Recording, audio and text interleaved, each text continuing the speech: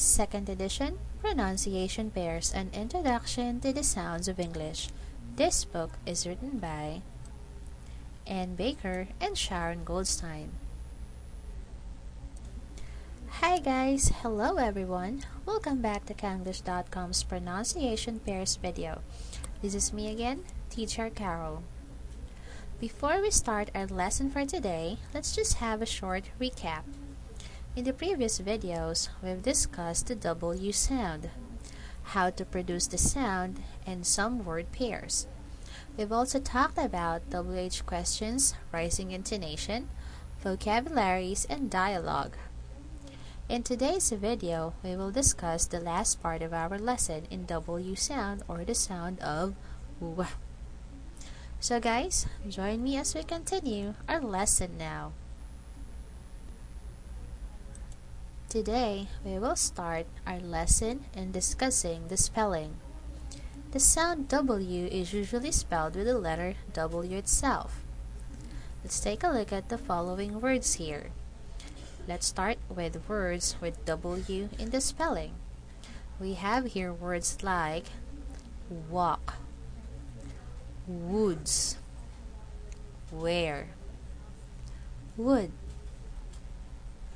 W sounds can be also found in other spellings, like WH. Take a look at the following words here. We have words like what, when, while, everywhere. You can also spell this with letter U after the letter Q and sometimes after the letter G or S. We have here words like quiet, question, squirrel, language, persuade, or with the letter W, like in these words: one, once, everyone. But guys, be careful. The W is silent in the following words, like in the words right, wrong, wrist, answer, to, who, whole. So guys, your task for today is to try to find some other words that we can add up in our listing. Again, you can always consult your English teacher, ask your friends and family members, or you can even search some words using the internet. Then, try to use them in your own sentences and try to practice those words. Now that you already know some words and their spellings that are using W sound, let's move on to common expressions. Listen and repeat these common expressions with the sound W. Our first expression is you're welcome. You're welcome. You're welcome.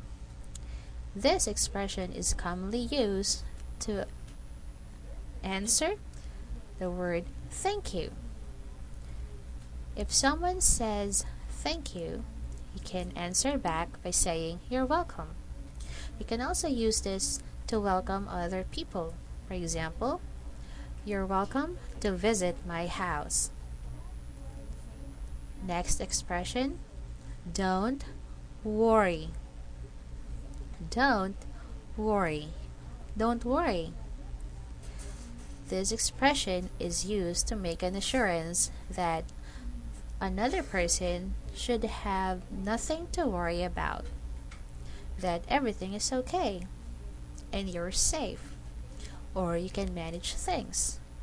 For example, letter A will say, it's already late. I'm worried about you. Letter B will answer, I'm fine. Don't worry. Okay. Now, let's move on to the next expression. What would you like? What would you like? What would you like? This expression is used to ask another person what are those things that he or she likes.